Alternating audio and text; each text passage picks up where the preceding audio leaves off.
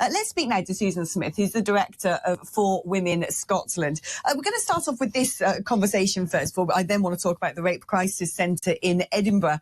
Not only has the ONS got this wrong and massively now overrepresented the number of trans people in this country, but the BBC seem to think it must be over 1% of the population. 1 in 100 people are questioning their gender. I have a problem with this, Susan, because I think it sort of encourages young kids, especially who are watching Doctor Who or Casualty or Holby, whatever it is. I don't even know what's on TV anymore. But they're watching things and it starts to normalise something that, to me, dysphoria is a psychological condition. Yes, it sort of feeds into the findings of Cass, that when you have this normalisation and this acceptance of social transition, it starts to proliferate. We know there's been social contagion.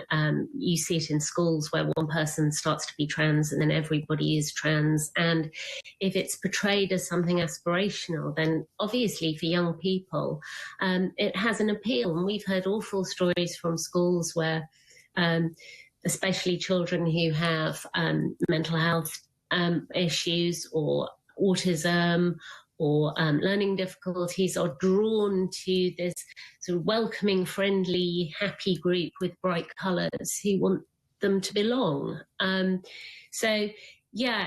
It's representation in the media has been increasing, and of course it's in propaganda in a lot of cases. There's not been a similar increase in representation of people who know the reality of sex and how that impacts our lives.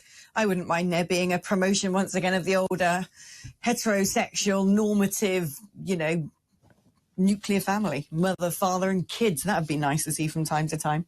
Let's talk now about this Rape Crisis Scotland. The Edinburgh Rape Crisis Centre apparently had not put survivors first or adhered to national services standards, and their CEO, themselves a trans person, has had to stand down. What's been going on there? Well, it's been dreadful, actually, and it's been dreadful for a while. And the most devastating thing about this is that it was known. And Muriel Bodwa, who was the CEO, was not at all embarrassed about these opinions and not at all shy about shouting them. A few years ago, there was a podcast, the Guilty Feminist podcast, which interviewed Muriel. And during the course of that podcast, Wadwa said that bigoted survivors would be challenged on their prejudices.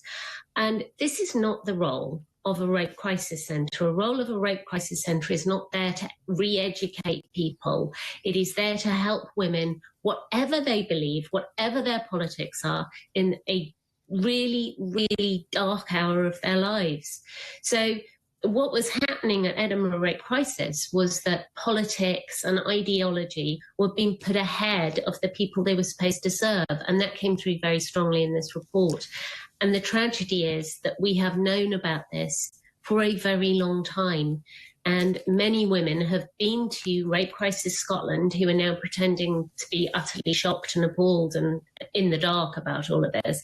But people that went to Sandy Brindley's, a group of survivors, 5 years ago now, and raised these concerns. And she looked them in the eye and said that if somebody identifies as a woman, not only are they a woman, but they are female. And so now we're being told that they will have a definition of women, but I'm really worried what that definition is likely to be, because past events don't give us much hope that they will have anything that reasonably resembles anything most people would adhere to. I mean, we're talking here about what should definitely be a single-sex space for the most vulnerable women in society, those who have been physically attacked, been raped, been the worst possible attack you can have at the hands of a man, going into a rape crisis centre and dealing with somebody who says they're a woman but could actually basically just be a man in a dress. And you know what? I'm going to say it because not many people do. And I think it's about time we did. There are all sorts of Venn diagrams when it comes to men who like to put on dresses. And some of them are genuinely gender dysphoric. And I don't think they should be persecuted. But there's a huge tranche of them who actually do this as a particular fetish. And when men want to put on a dress because it's a fetish to them, and then they're dealing with women who have been raped, something has gone terribly wrong. Susan Smith, thank you ever so much, Director of For Women Scotland. Sorry, did that make you spit out your cornflakes just as well? Because it's probably ultra-processed. Taking a short break now, but there's so much more coming up. We've still got 2 hours left here at Talk, the home of common sense.